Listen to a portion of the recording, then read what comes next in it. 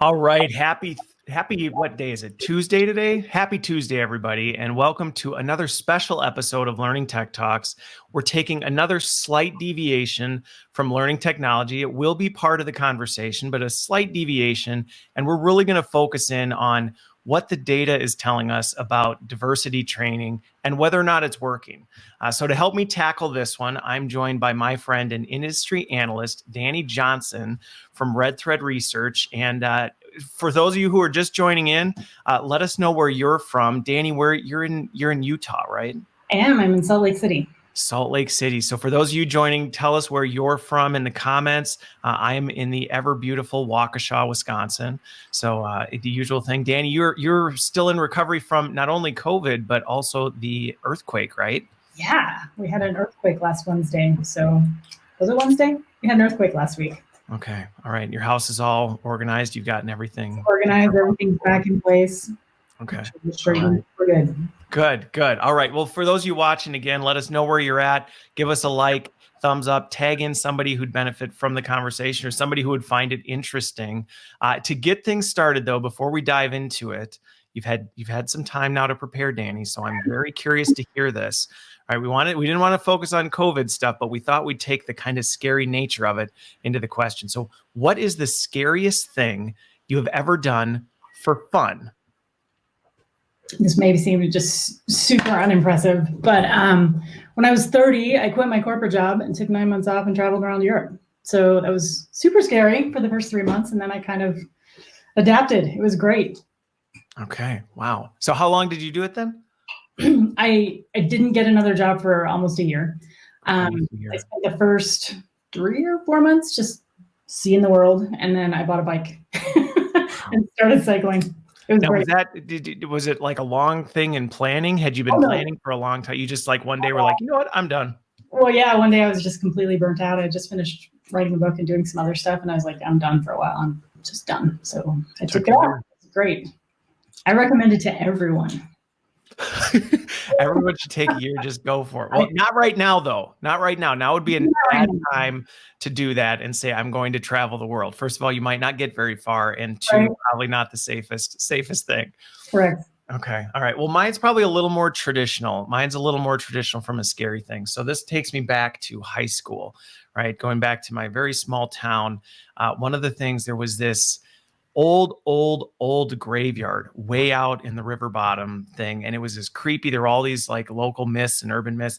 And I don't know why, but every so often a group of friends and we would go out there and literally scare the snot out of us because it was the creepiest place in the world. And we loved it. I don't know why, but we did it more times than I can count. And yeah, that was kind of the fun, scary thing we used to do on a regular basis. Haven't been back. Can't say I've been back since I've grown up. Maybe I'll take my kids someday.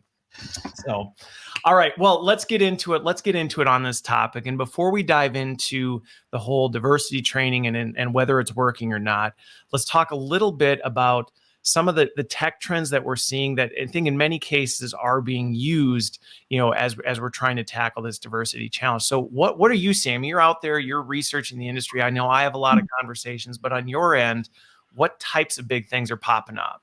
Yeah, I mean, we're seeing it in 3 or 4 areas. So not just learning, but in other areas too. We're seeing natural language processing being used a lot to determine whether someone is being biased or not. Okay. We're seeing ARVR. A lot of sort of products have popped up with ARVR to give somebody the experience in walking in somebody else's shoes. Okay. It's a little bit interesting. We're seeing kind of an uptick in coaching and mentoring. Okay. Which hits it indirectly. And then as far as, did I say talent acquisition? We're seeing it used quite a bit in talent acquisition for pipelines and things like that, and also workforce planning. So what does my pipeline look like up to the leadership level? Do I have the right amount of diversity in there? That's all being analyzed in a much closer way than it has been in the past. Okay. So when jumping back, we can kind of maybe hit on each one of these a little bit. So on the NLP side, in terms of detecting bias, are we talking through sentiment, things like that, or the words people are choosing? How are people using that? Both. So we know that people will apply for jobs based on the words that are in there, men and women generally. So some words appeal to men and some words appeal to women. And so there are technologies out there now that allow you to sort of run your job description through the tool and say, okay, this would appeal to men versus women. How do you want to even it out so you'll get an even number of applicants? So we're seeing it there. We're seeing companies like Zugata who are actually looking at performance reviews and saying this woman is biased based on the words that you're using, or, you know, there's a tendency to be vaguer with women than there are with men. So it kind of analyzes what's going on in those performance reviews and gives you feedback on that so that you can correct that. Okay. Got it. Okay. So from that, and that's helpful. So in terms of that, being able to catch it before it becomes really a bias. So let's detect this so that we're not putting job descriptions out that technically cater only to one audience. And then with the one in terms of that performance feedback. Now I've been doing some experiments with NLP, you know, for voice analysis, things like that. I think some of the challenges that we continue to look at as we move into this is people's comfort with being able to do that. How are you seeing people start to integrate that into things? Are they, you know, they have Alexas on their desk? I mean, where is that starting to take hold? Yeah. In the low risk areas, I guess. The areas that aren't as, so for example, it's used a lot more in sort of applicants because it's not personal yet. Whereas a performance review is very personal. So it's a little bit harder to adapt and adopt there. So if I were to choose a variable, it would be personal versus not personal. Okay. Got it. When in the VR AR space, you know, I've been talking to a fair amount of people who are starting to play in this space a little bit more, like you said, to kind of create that. Let's put people in environments where they can simulate, or at least experience things like that. And I will say, it seems to be, you know, picking up. I definitely think I'm seeing trends there. Any other big kind of takeaways from that you've really started to see with it? I mean, I have lots of opinions. I think it's a really interesting idea. First of all, it's not often that you get the opportunity to walk in the shoes of somebody else, right? And so it makes you aware. It gets rid of some of those unconscious biases that you may have in your day-to-day life. I don't think it's widely applicable, and I don't think it's cost-effective for many organizations. And I think those things are probably the biggest holdbacks. And by widely applicable, I mean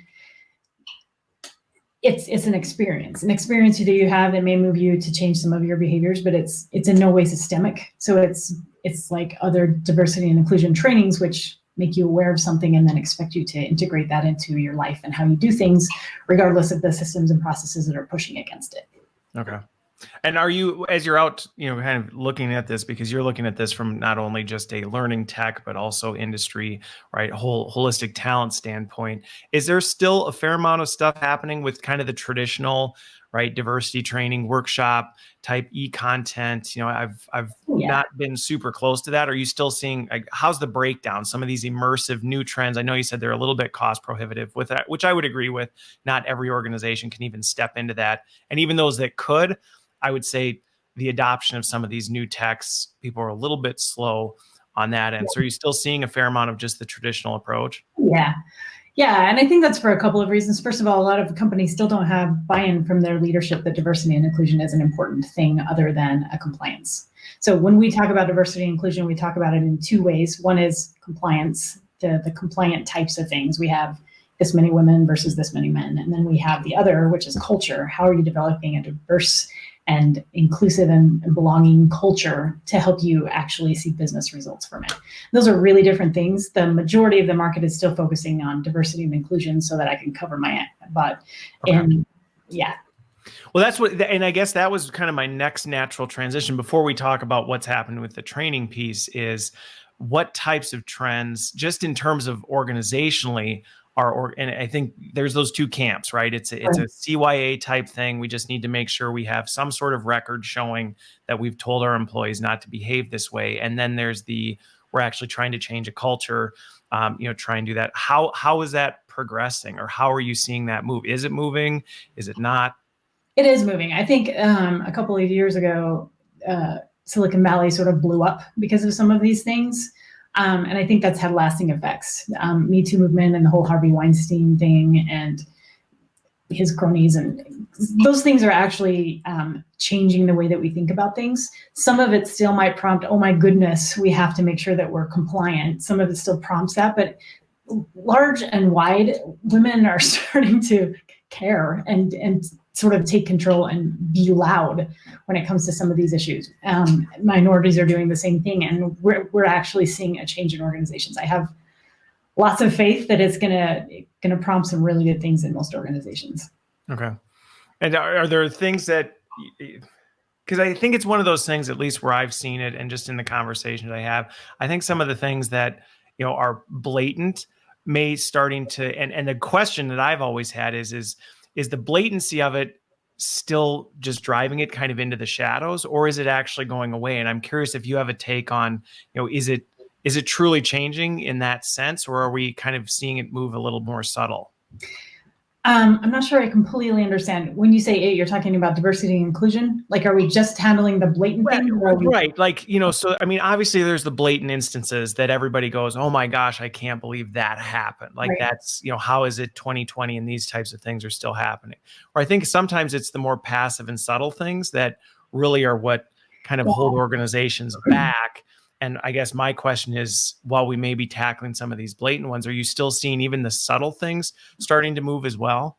We are. And some of those technologies that we just barely mentioned are what gives me the clue that we're fixing some of it. We're looking systemically at things. And so we're not just saying, oh my gosh, you idiot, you can't say that in a group. You can't say that anymore. We're still doing that, and that's a very good thing. But at the same time, we're putting systems in place that help us recognize it on a personal level and change it. So the natural language processing that I talked about, that gives you information before you do something stupid and says, hey, pay attention to what's going on here. It also gives the organization information about how their employees are reacting or maybe not reacting to that data, so that they can make larger systemic changes or correct from a different level. Okay.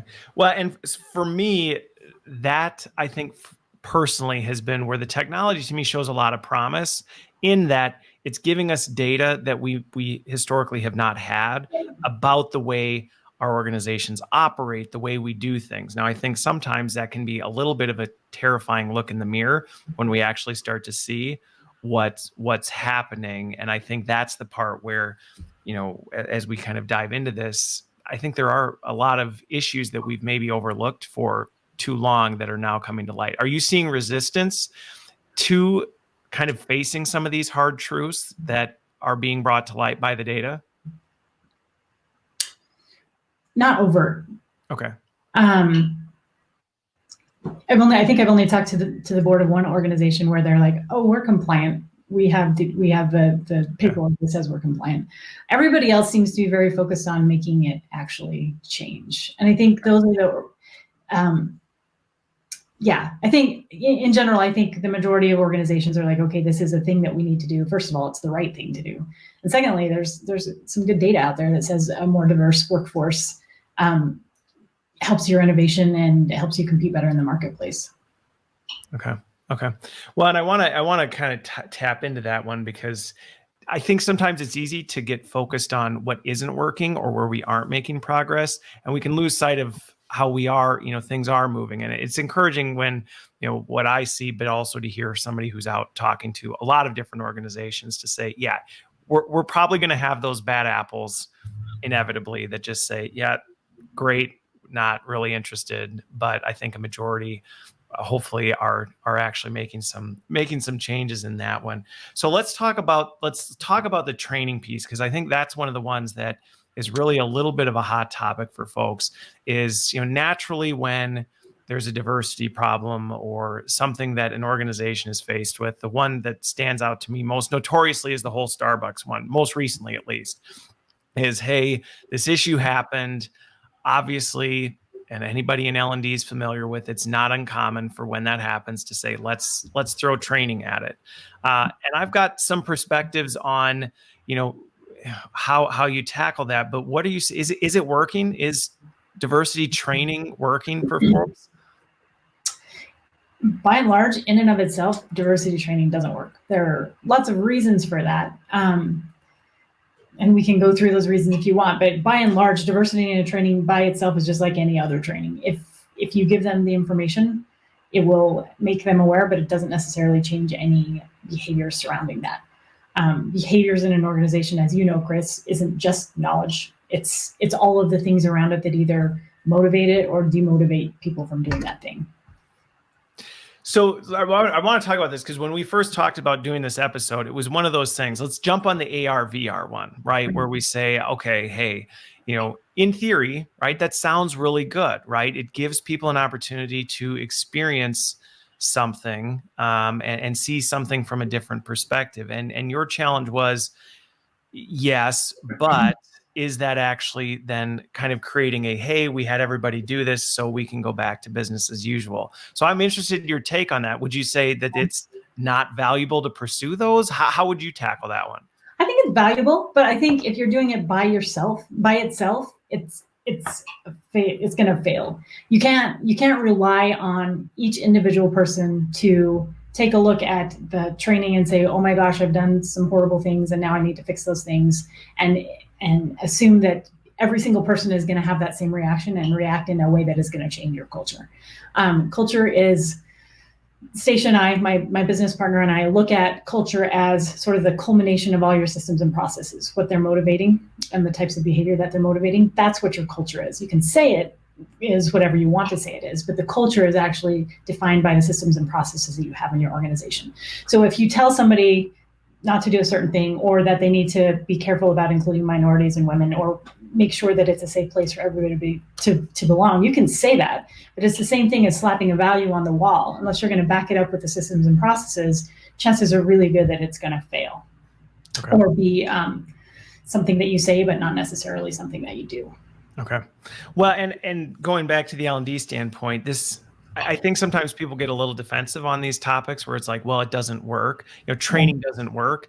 And Nick Shackleton-Jones and I know each other, and he's notorious for saying that, right? Training doesn't work, because very often in a vacuum like that, I mean, you can have people go through something, and we see it with in-person events all the time, right? It's an event, people go, they come back and they go, that was really powerful. That was meaningful. I had a really great thing. And then you ask them a week later, what do you even remember what happened? Usually the answer is no, but even if they did, if you say, what behaviors have you changed as a result of that? Yeah. It's kind of this blank, like, oh, well, it really didn't. I mean, that's not the way our business operates. So I just kind of went back to the way things are done.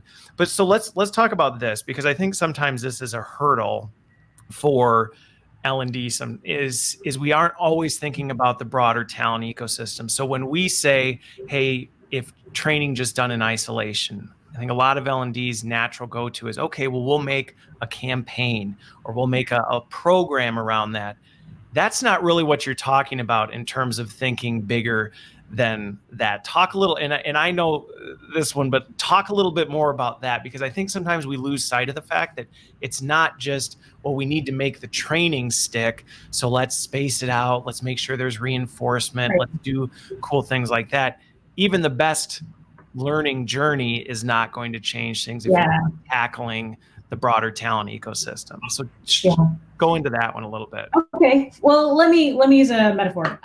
This is a metaphor given to me by Dave Ulrich. I used to work for Dave. And he said some really profound one day. He's like, when you travel, you're either a guest or you're a tourist.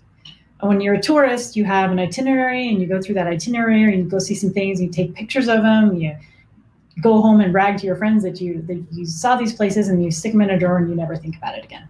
That's a tourist way of doing things. Right. When you're a guest, somebody takes you by the hand and shows you the culture. You sit in a square for 4 hours and watch people. You're given the opportunity to eat native food with a family that lives there. You experience it in a completely different way than you do than if you're a tourist. When we think of training, we often think of it as a tourist. We bring them in, we give them an itinerary, we give them a pretty picture model, and then they go back to their office and they stick it in a drawer and leave it and don't ever really touch it again. What we should be doing is we should be taking a look at the culture and seeing how we infuse the things that we need them to take away from this into the culture itself. So L&D, for lots of years, has been a silo on the side of the organization, and it can no longer afford to do that. And diversity and inclusion is one place where they really, really can't afford to do that, because they can't have the influence they need to have if all they're doing is treating it like a tourist activity. Okay. They need to be completely integrated with things like talent acquisition? Do we have a diverse workforce to begin with? They need to be talking to leadership. Are leaders paying attention to the things that they need to pay attention to make sure that we maintain a safe and inclusive environment? They need to make sure that the culture itself is inclusive and that it takes into account things that may not be completely obvious. We just did a paper on diversity and inclusion, particularly with women in networks. There's this whole, in most organizations, there's a complete network of information that isn't clearly stated anywhere, that sometimes men have more access to than women. So how do we surface those things and make sure that everybody has access to these things? It's not going to happen in a classroom. It's going to happen through lots of conversations and lots of deciding what the culture needs to be and fixing it in all of those areas to reinforce the information they get in the learning, not necessarily work against it. Okay. So a better integration of what we're doing into. So then the other one I want to tackle here with this, because, so before I do that, I think what you're getting at has broad application beyond just diversity and inclusion. And I think our role, like you said, it's changing. How we serve organizations is no longer the content shop, right? We're here to create content and push things out. And I even look at what's going on with COVID right now, where you look at it and say, yeah, we could use our time to say, let's take this like learning and let's push out how to be a good manager in learning and development, and how do you work from home. And those aren't necessarily bad things, but in isolation, right, highly ineffective, where I see huge opportunity for us to say, hey, we are the people connectors of the organization. How do we facilitate, like you said, infusing people into these things, giving them opportunities to connect and do those other more human side of things versus just creating content and pushing. I think that's what you're talking about from a D&I standpoint, is instead of saying, hey, here's more information you need to know, don't necessarily get rid of that stuff, but just don't stop there. Correct. Okay. Got it. So the other thing, and I completely forgot what I was going to ask you about this. So when it comes to, let's do this. When it comes to integrating with that, have you seen organizations that are doing this well from an L&D standpoint? And what are some of those steps or ways that they're kind of integrating into that? Because it's one thing to say it. It's just like, right, for years in the industry, we've said we need to focus on outcomes and we need a seat at the table. And yet for years, we've struggled to get there. So I think it's a similar situation where we say we need to be more integrated and out of our silos. The organizations you're seeing that are doing it well, how are they doing that? Yeah, interestingly, a couple of years ago, we took a look at the learning technology space. We spent lots of time sort of digging into it from the vendor side as well as from the organization side, from the leader side. And what we found was there are basically 6 things that L&D is responsible for that they should be encouraging employees to do. As you mentioned, we're no longer just a content shop that's pushing stuff out. There are actually 6 things that we should be doing to encourage people. And if we're paying attention to these 6 things, and I'll go over them in just a second, but if we're paying attention to these 6 things, that automatically requires L&D to step out from behind their desk and to integrate with different parts of the organization. Okay. So the first one is plan. We used to not be in charge of planning. We used to put a curriculum together for a specific career path and off people went. But that's not how it is anymore. People move and take different paths and decide they want different things. And so we got to plan. We got to help them plan. And part of helping them plan is providing them the resources to know what they should learn and how they need to go about learning those things. It's not obvious anymore. It just isn't. The second one is discover. When we're talking about something like diversity and inclusion, or whether we're talking about developing new skills within the organization, we need to help those people understand why they need those skills and help them find this stuff, whether it's through a Slack channel, whether it's through a traditional LMS. We need to help them discover the things that they need to learn. Third one is consume. We all know that one, pushing information to them that they need. Fourth one is experiment. New knowledge and skills need a place to experiment. And so how are we building that into the work itself?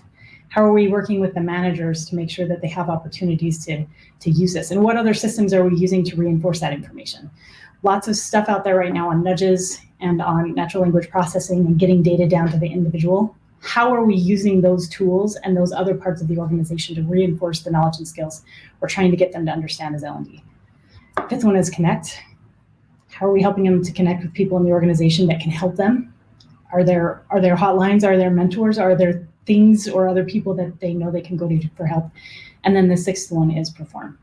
We need to hold them accountable for performing. It's not just a check the box assessment anymore. It's how are you actually performing on the job? And we talked about data and we talked about tools that help us know how we're doing, but also help the organization know how we're doing, that can solve some of these problems and build them into the culture rather than just assuming that it's a check the box activity. Okay. So from a well, and I think those are, again, just like the last one we talked about. I think all 6 of those are good steps we could take well beyond DNA. Yeah. I think if we integrated that into our natural fibers, I think we'd improve really everything that we were driving and supporting through that. As you look at this, one of the things that I think can't be overlooked is that there are definitely organizations that still systemically have some culture challenges that hold them back in this arena specifically. And over the years, I think there's always this balancing act, because sometimes the attitude is, well, that's just the culture, that's just the way it is, and there's a little bit of like a hopelessness of like, well, so we just do it. And other times, right, it's, well, culture starts at the top, and so we have to start at the top. How, in organizations that may be struggling with this or trying to figure this out, where can they start with it in a way that, because trying to convince it at the top, I've done it in the past, doesn't always go super well out of the gate. You need to almost have this blend of organic opportunity and top down. Have you seen things work well? Yeah, I think it begins with understanding what your sphere of influence is. You can only do what you can do. You're right. Convincing the CEO that things need to change is sometimes a really big thing. But what we have seen is that organizations, and L&D is really interesting organization because it goes across all the other organizations. It really has a broad reach. And a lot of times L&D feels very unempowered to do anything.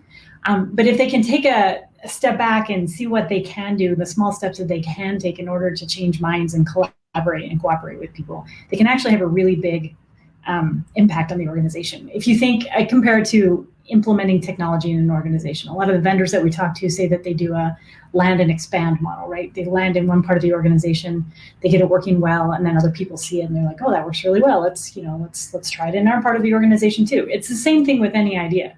A land and expand idea, finding a couple of managers that want to do this or that are really interested in diversity and inclusion or whatever the topic happens to be. Work with them, develop them, make them into evangelists for the organization, point people to them, highlight what they're doing, and pretty soon it will expand.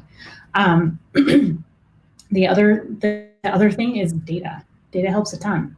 Understanding what works and what doesn't, and going after the data that says we should be doing this for these reasons can really sway senior leadership to make different decisions. Sometimes they just don't have any idea what kind of impact these things can have.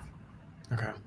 Well, and going back to what we talked about earlier, to me, this is one of pursuing digital and technology in L&D is not about finding fancy tools. It's not about doing that kind of stuff. It's about solving real problems, but 2, it's about giving us data to have more of these business conversations, to be able to say, we know this is not working, or we know this is working, or this is something we should be investing in. I know that, that to me is one of the most exciting parts about it, is that we actually have quantitative data, which in L&D is something that is historically been very challenging. We've relied on qualitative. Well, did people we don't really know what's going on in their brains, and we're not really there to see how they're behaving. Now we actually can. We have a better insight into that, and I think that's something. And to your other point, with I like the land and expand. I haven't had a term for what that is, but that's been an approach that I've used in basically every organization I've been in. Is where you have to say, look, you can control what you can control, but that doesn't mean you just give up. Instead, you do it really well. And it's amazing how, and this may go back to some of the things that we've heard people say, we need to operate more like marketing. Yeah, in a lot of different ways. We need to be much better at telling great stories about when things are going really well, because people do take notice, right? When you land and something goes well, people start to look and go, what is that? What are you doing over there? How do we bring this to this organization? And can you count on that as being the only thing? No, but what it does do, at least from my experience, is it gets you to like this tipping point where then the rest of the organization can't ignore it anymore because there's so many people that are talking about it, so many eyes are on it, that it's just something that can't be ignored anymore.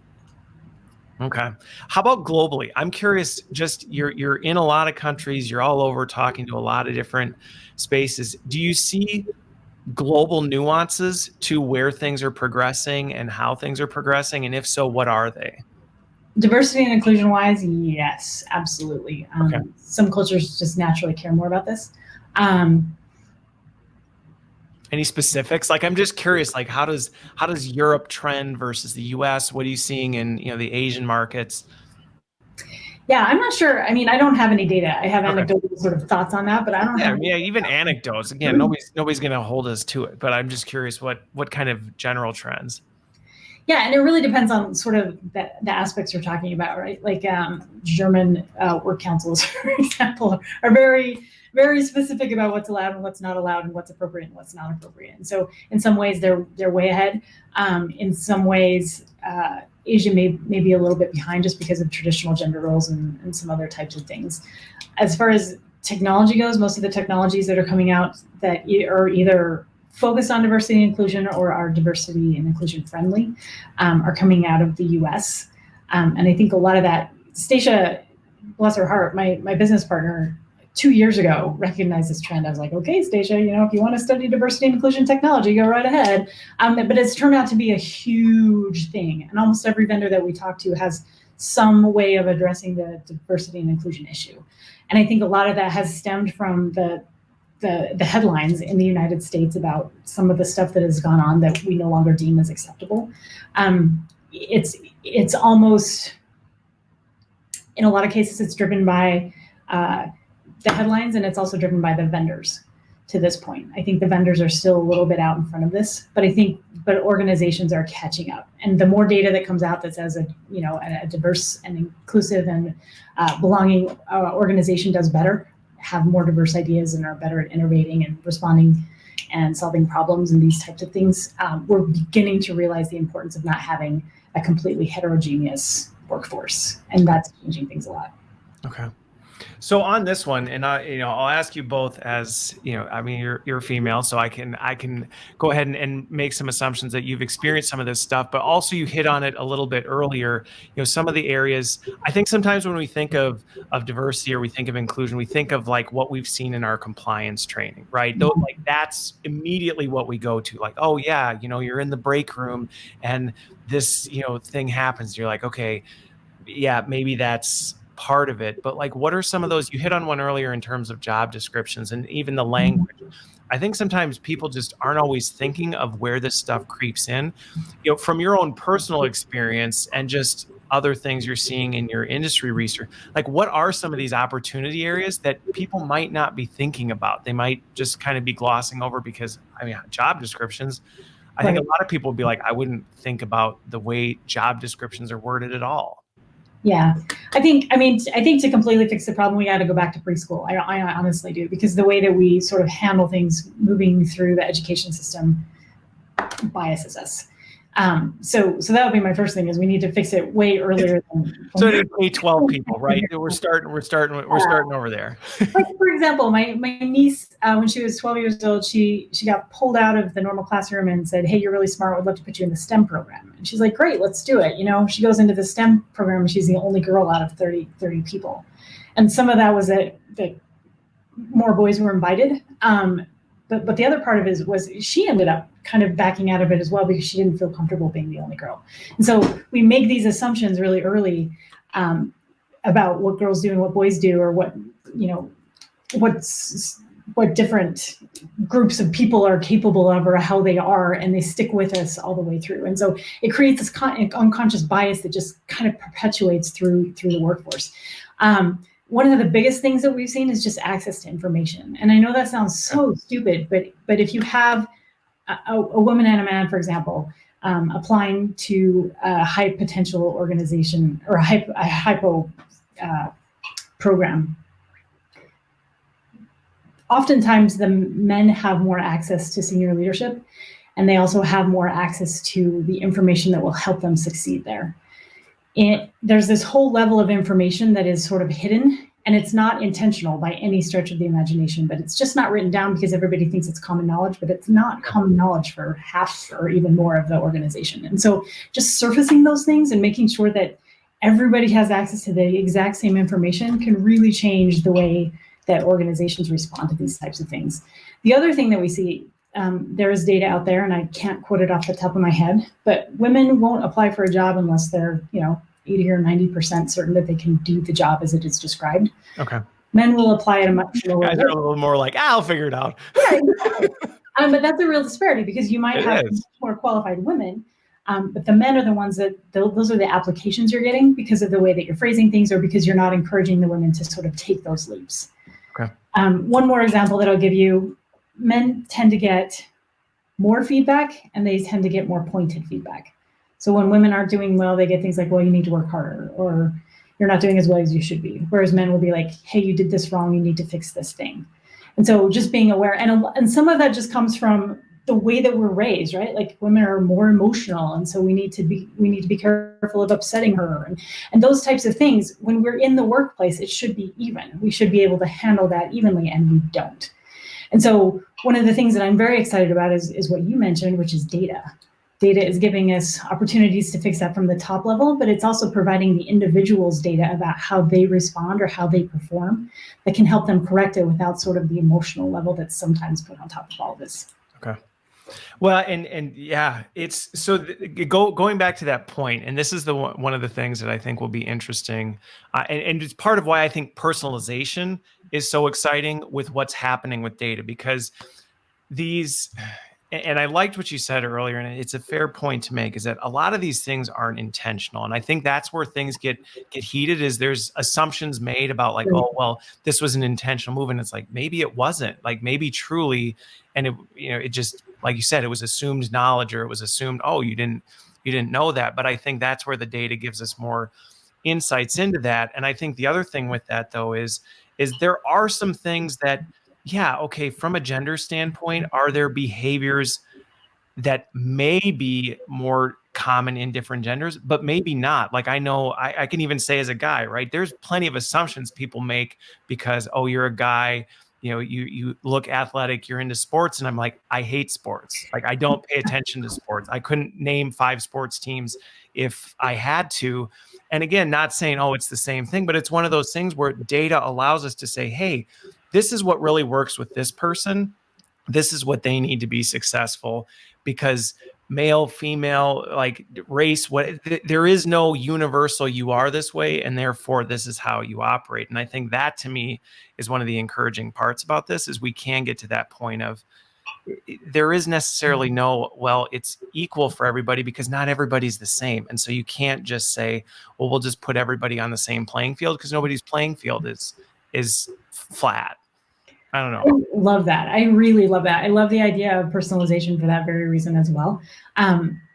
We stereotype people based on our own experiences, and that's hardly ever right. But we also encourage things and not encourage things based on those stereotypes. And if we can get down to the individual level and look at each person individually, which we're almost able to do with the data that we have, then we're encouraging women who are good at math and science and data to follow those paths. And we're encouraging men who have a bent toward empathy and things, to encouraging them in a different way, and some of these things will disappear. But I think you're right. I think we need to get down to the individual personal level and take a look at the data that we have for the individual and help them understand that data and make and act based on that data. Yeah.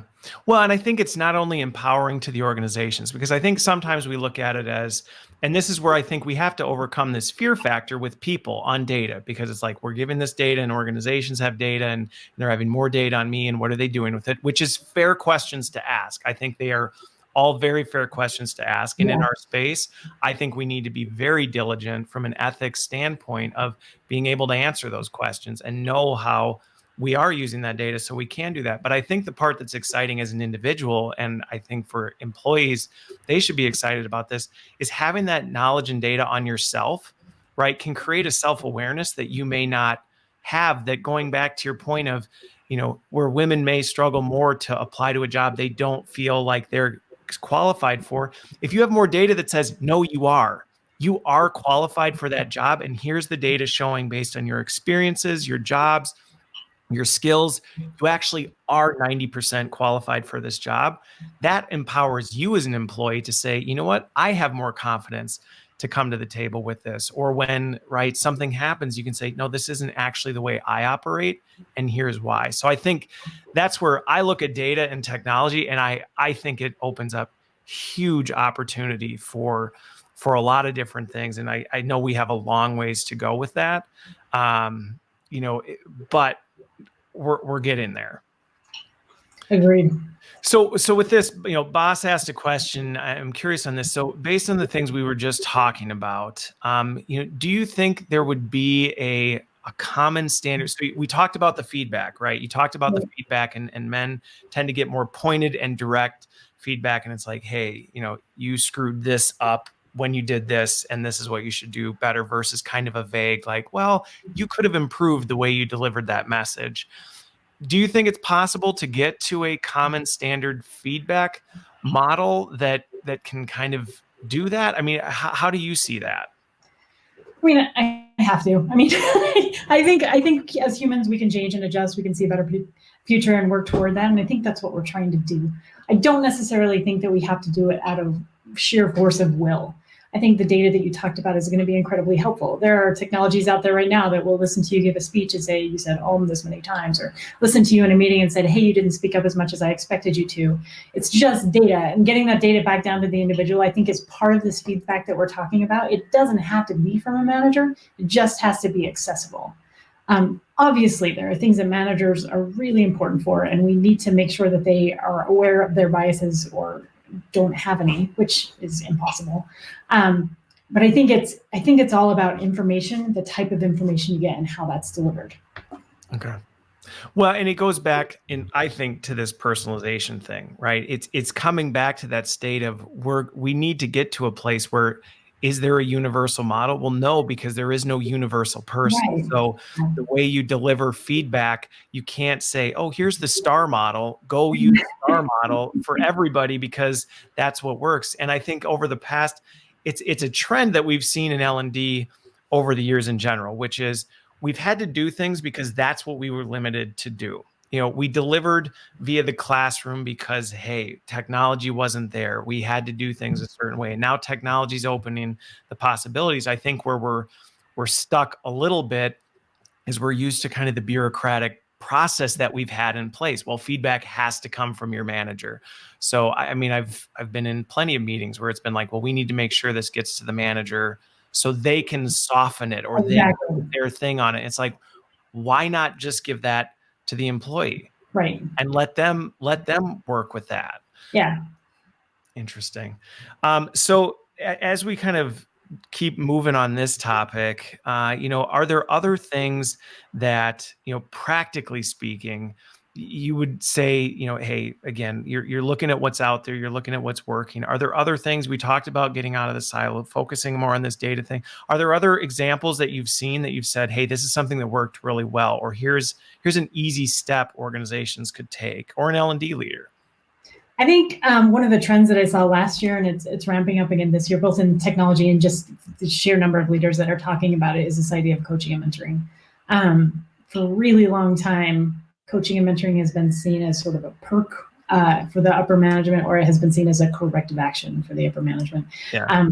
Both of those, I think, are really wrong. And there are, I counted the other day, I think I have just over 100 vendors, tech vendors, that focus on coaching and mentoring. And so it's becoming a much broader thing. And most of the vendors that I talked to are talking about it as a solution for everybody, not just a solution for management or corrective action. I think as we continue to move toward the personalization, we also continue to move toward the human, which is really exciting to me. We as humans have some really interesting and unique characteristics that make us human that robots will never be able to do, and chimps can't do either. We are a unique species, and we can do unique things. And I think L&D, but business in general, is starting to recognize those things and take advantage of those things. And I think coaching and mentoring is one of the outcomes we're seeing because of that. There's nothing more personal than having a conversation about where I want to go in my career. with someone who is dedicated to making sure that I get there. And so I think it's going to continue to pick up. I also think it's a little bit, I'm fascinated with the sort of parallels between coaching and mentoring and what we used to have in place before the factory classroom, which was apprenticeships. You get sort of step-by-step guide. You get to know when you screwed up. You don't have to wait to the end of the year to get that information. Yeah. You're sort of guided along. I think coaching and mentoring is coming back to bring some of that back because it's been missing for so many years. Okay. So two follow-ups on that. One on the mentoring piece. This is one that I think we need to make a big distinction in our industry between mentors and advocacy. I think there is a vast difference between, being a mentor and being like, okay, I'm here, I'm somebody you can talk to, I'll give you some feedback, but I'm not necessarily going out of my way to do, help you move forward. It's a one-way channel where it's like, yeah, I'll give you advice or feedback, but I'm not necessarily helping. And where I've seen personally big differences in things is when those expectations on mentors are very clear in terms of, no, you're an advocate for this person. This relationship is, yes, you're here to help guide them, but you're also here to advocate on their behalf and help give them access to those information channels, help identify opportunities for them and be there to support them versus kind of this passive feedback source. And I think that's something that as we look at mentoring programs in L&D and talent, we think about that more broadly, because I do think it breaks open some of those gates that we may not know exist. I really, really like that. We just finished a lit review on coaching and mentoring. And one of the things that surprised me was mentoring seems to be applied more, and this is mostly academic literature. Mentoring seems to be applied to sort of on the job. This is how you can get better. This is where you can go. And coaching is much broader. I mean, we're seeing all kinds of things like financial coaching, wellness coaching, leadership coaching, all these different sort of fragmentations of tech. But mentoring, as you mentioned, is like advocating for that person in that role to help them, somebody in the same, kind of like an apprenticeship, kind of guiding them along and opening up the networks and conversations. I like that a lot. Yeah. Well, and again, I've had wild success with it in the past. And again, it's met with resistance. So if people are watching like, oh, that's great, we're going to do this. It was met with resistance because historically mentor programs, a lot of is dumped on the mentor, on the mentee, right? It's like, well, you need to come prepared with what you want. We put a lot on them. And then the mentor's role is just kind of to have the meeting, have the conversation. And so it's met with resistance because it's like, well, no, if you're mentoring somebody, you're accountable for this. Like, you're accountable for having a career plan for this person. And what are you doing to do that? And at first, like, whoa, but it's way more effective is what I've seen. And again, that's my personal experience, but I think that's a shift that we can make in that. And then the other thing I wanted to go to that I was curious is, you say you've got 100 tech vendors focusing on coaching. And I know I'm seeing that as a growing trend, right? That's a big thing in terms of coaching. Where do you, and whether this is personal or based on data, see that line of like, where does that human component, right? Where does the manager relationship or leader relationship, where do you blur that line between where does the coaching come from and how much does the human need to be in the loop on that?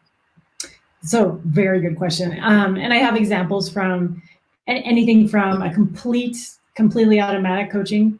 So it's just technology, and then you check in every once in a while with a human as a group, all the way up to some of the older traditional coaching platforms are, let me help you match with other mentor and then have, a platform for your conversations and keep track of notes and those types of things. I personally think that, well, I don't know. I'll be completely honest with you. I think so much of this is just wrapped up in making sure that people have the information that they need. I'm calling everything on that entire spectrum coaching. Yeah. But some people are not. Some people are dividing the information sharing from the coaching and they require human for the coaching. I don't necessarily think that's true. I think you can get coaching from algorithms that pay attention to your past behaviors and feed you information that can help you be better. Okay. I don't know. I honestly don't know where the line is right now I don't have a line. I think it's, Okay. it's all You don't have like a this is Dani's take on where we should draw the line. I mean, I just think it's all coaching. I think it's all valid. I think it all accomplishes the same thing. Therefore, it's all coaching. Okay. Well, I guess it goes, I mean, honestly, it goes back to the personalization of it, right? Yeah. I think for different people, it's probably going to be a little bit different. Some people are going to want a little more high touch type stuff. Other people are like, just tell me what I need to know. Exactly. Like, tell me. Yeah. I think ultimately though, and this is my take on really anything technology, is you just can't lose the human in the loop at some capacity, because I even look at, you look at some of these algorithms that are out there that are making database decisions and providing people with feedback. Here's this. If you just completely trust that, okay, nobody ever needs to look at what that stuff is. I think back to the, we won't name names, but I think back to the facial recognition hiring talent acquisition thing that, it was just like, oh, well, the machine said that these were qualified candidates. Like, whoa, was anybody looking back at like what the data was saying and how we were making decisions on that? So I think that's where my stance is that it's like, hey, look, we're going to need to navigate this in a lot of different ways. At some point, a person and some sort of critical thought is going to have to remain, in there at some capacity. I agree. And I think if you're using any of these technologies as a sort of silver bullet or, thing that's going to save your company or your individual, you're screwed. I think paying attention to many technologies and many people as part of the systems and processes in your organization is actually what gets us to personalization, but also what keeps us sort of in check. They're not all going to say the same thing at the same time. And we need thinking, feeling humans in there to help us sort of determine which direction to go. Okay. Yeah. So, I mean, what we talked about on it is, and I think it's, again, going back to that holistic piece, which is there a component of awareness? We have to acknowledge the fact that some of this stuff is awareness. And that's where, it was great when we first talked about doing this. This isn't a scrap all your diversity training approaches, because like, no, there is a component of that. There is a component of people need opportunities to be made aware.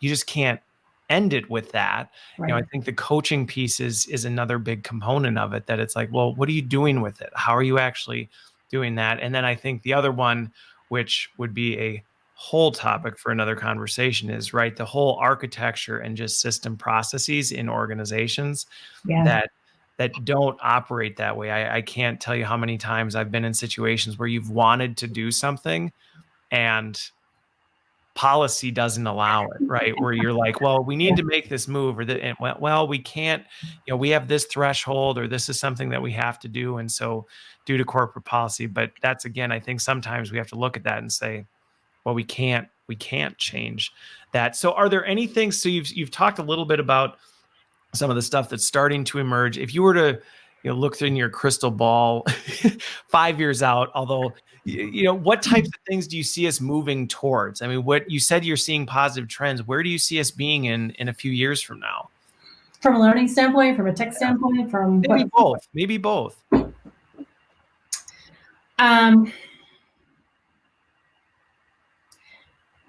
I think so. I did a paper a few years ago. It was I think it was the first thing that we put out as RedThread.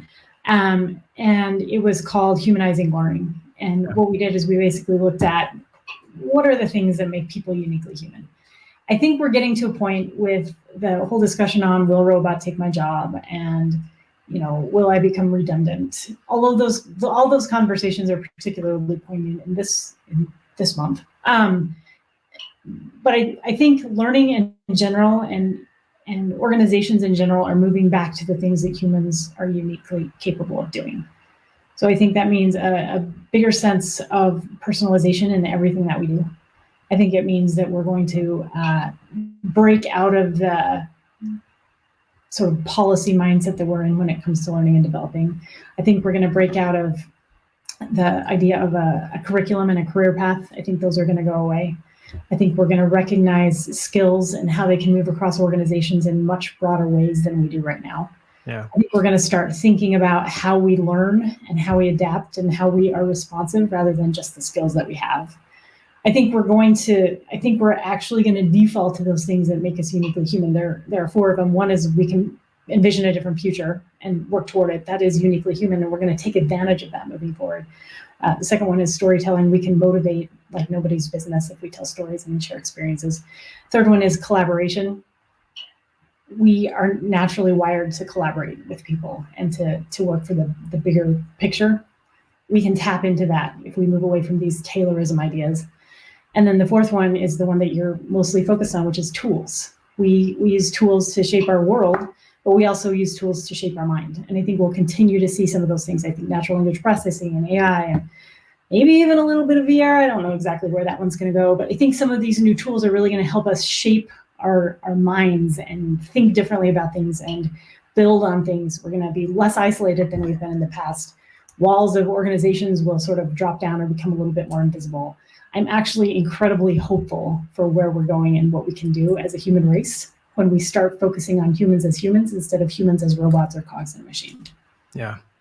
Well said. I think, we get along, and I think for a lot of good reasons. And I think we share that same thing. And I think we're seeing that. I think if you look at what's happening, even with COVID-19 right now, we're seeing that come to light, right? This may be an accelerant to all those things you just talked about, where we are being challenged. We're being challenged to think differently. And the beauty is humans are adaptable. We can adjust and we can adapt. And we're seeing humans do that and come together. And to me, while we can look around at what's going on and say, oh, there's so many things that aren't going well, or there's chaos around us, there's a lot of things that we can look to and say, these are going well, or these are opportunities that we can learn from and capitalize on. And I think from a diversity and inclusion standpoint, this whole trend towards caring about humans as humans is a large catalyst behind that. And I think that's what's really encouraging, is we are really starting to care about people as people instead of commodities. Yeah. And I think as organizations do more and more of that, we're going to be set up. It's an exciting future, in my opinion. And I think the challenge we still have is bringing the wave of organizations and leaders forward with that, because not everybody's there yet. But it's interesting, I've personally seen some case studies with organizations that historically did not adopt that mentality, got a leader that did, and put it into action.